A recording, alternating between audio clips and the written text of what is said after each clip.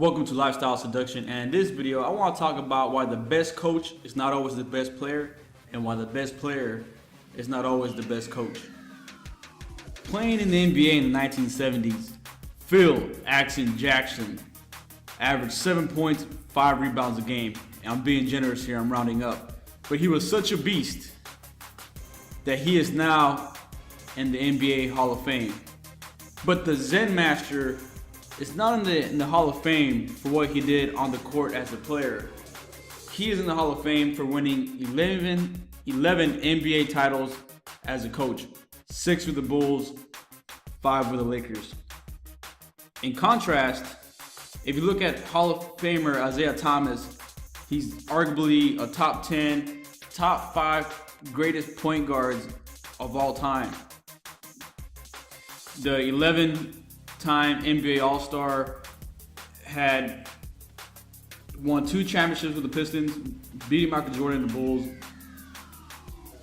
And if you look at pretty much his best season, he averaged 21 points, 14 assists a game for a career total of 19-9. I mean, this guy is pretty much a 20-10 guy if it wasn't for his last season that brought down his career average.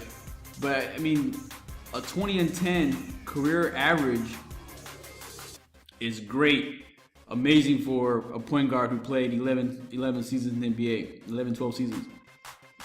But as a coach, as a general manager, or anything outside of actually playing the game, Isaiah Thomas has been the worst thing a basketball team can do.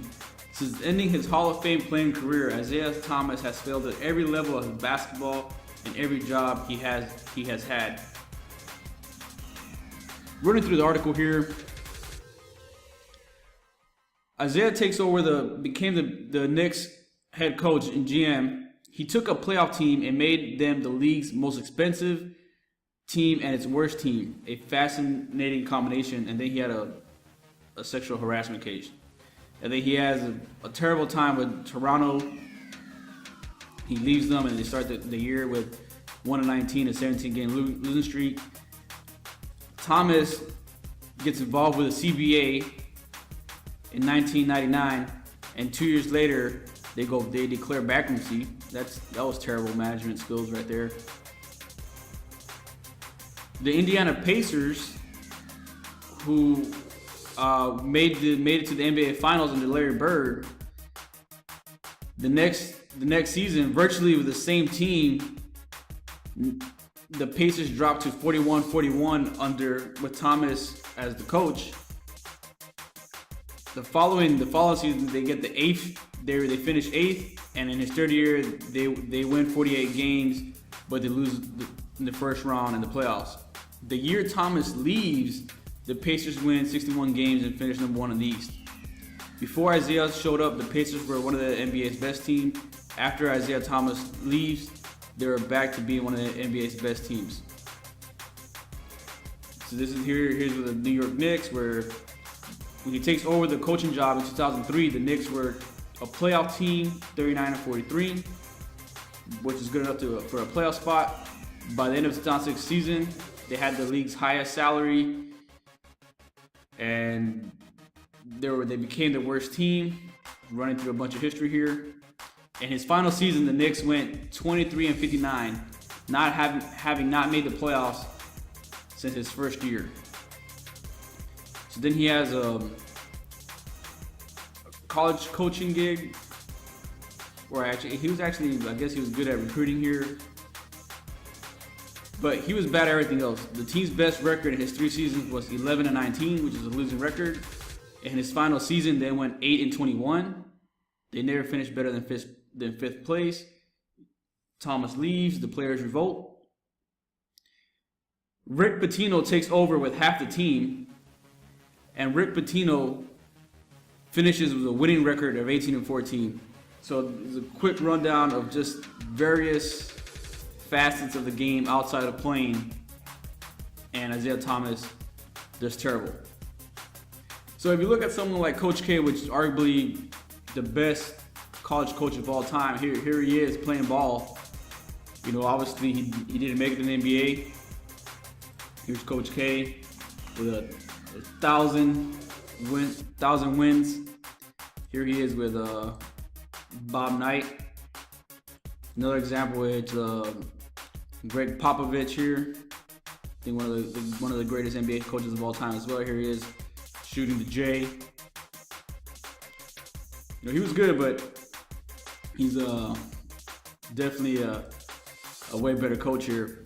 Now there are some examples where you could be a really good player and a really good coach, and one of them comes to mind is Brandon Roy. And I knew Brandon Roy. He won a state championship, but as I started doing this video, I looked him up again, and it turns out that he's been undefeated the whole time. He had a 51 game win streak, and he just had his first loss this year. But anyways, he winds up winning 2 state championships. He was 29-0 and 22-0, and he just lost his first game this past season. But Brandon Roy, he was a good player. He was a solid player. If we look at his career stats here, 18 points, 5-5, but not counting his last season where he kind of came in and tried to do a little bit. But at the height of his career, he was a 3-time NBA All-Star. He was a 25-5 guy. I mean, this guy was solid. Another example of that is Brett Favre. Obviously, Brett Favre played in the NFL 20 years. He pretty much has all the records, and he becomes offensive coordinator for a high school team, and they wound up winning the national championship. So there are some examples where you could be a really good player and a really good coach, but I think those examples are a lot more rare than people realize. I think Bill Russell, who won 11 rings, in one of those championship runs, he was actually the coach while also playing. But that's Bill Russell, one of the greatest of all time. And I can make the argument that LeBron James was actually the coach the last time the Cavaliers won, and Tyronn Lue was the assistant coach. But anyways, being that this is a dating and seduction channel, I'll make the argument that there is a correlation between the sports analogy and the game analogy. And for the most part, a lot of guys who are naturals, they're players, and they're really good with women, but they have a hard time teaching other men how to be good with women, and that's why they're called naturals. They have a hard time breaking the game down to where you could understand, or what works for them might not necessarily work for you. So if you watching my last videos here, I just posted them. In this video, why day game is overrated, I kind of talk about where yes, you can get value, but ultimately you gotta go out there and do it yourself. And why the number of women you sleep with doesn't matter. I do talk about Rollo Tomasi and how his leg count is under 100, but he has helped many men become good with women. Same thing with Neil Strauss. I've gotten a lot of value with Neil Strauss, but I don't know what his final leg count is, and I've never seen a video of him actually pulling a woman. For all we know, this could be a fiction story, and he's making himself sound better than what he really is. But I still got a lot of value from Neil Strauss, and I learned a lot from Neil Strauss. So here we have the Real Men's Channel, who used to be Chris Arnett, Player Supreme. 9 months ago, this was his last video here in October. He passed away. He had a heart attack. And this is a 3-hour long video. Player Supreme did a lot of videos. He told a lot of stories. He talked a lot of shit. He was pretty funny. And he had his own methodology and different ways of doing things. But I learned a lot from Player Supreme. I got a lot of game from Player Supreme. But I never saw this guy in the field pulling women. But game recognized game, and I had just enough game to hear him talk and realize that listening to him could actually help you and make you better with women. So I do appreciate Player Supreme. Again, Player Supreme, Robert Greene, Neil Strauss, On and on. There's a lot of there's a lot of coaches out there that they may or may not be the players you think they are, but you can get a lot of value from listening to the men with experience, just like Greg Popovich and Coach Krzyzewski. I didn't know Krzyzewski was like 71 years old. I didn't know he was that old. But these old guys can help you get better. These old guys, they love the game, they have the knowledge, and they can get you to the next level, even though sometimes it might not look like it.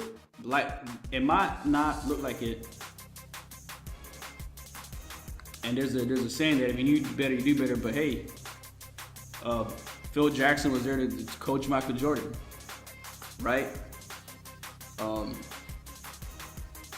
And Isaiah Thomas, I can't remember who it was for the Pistons, Chuck Daly.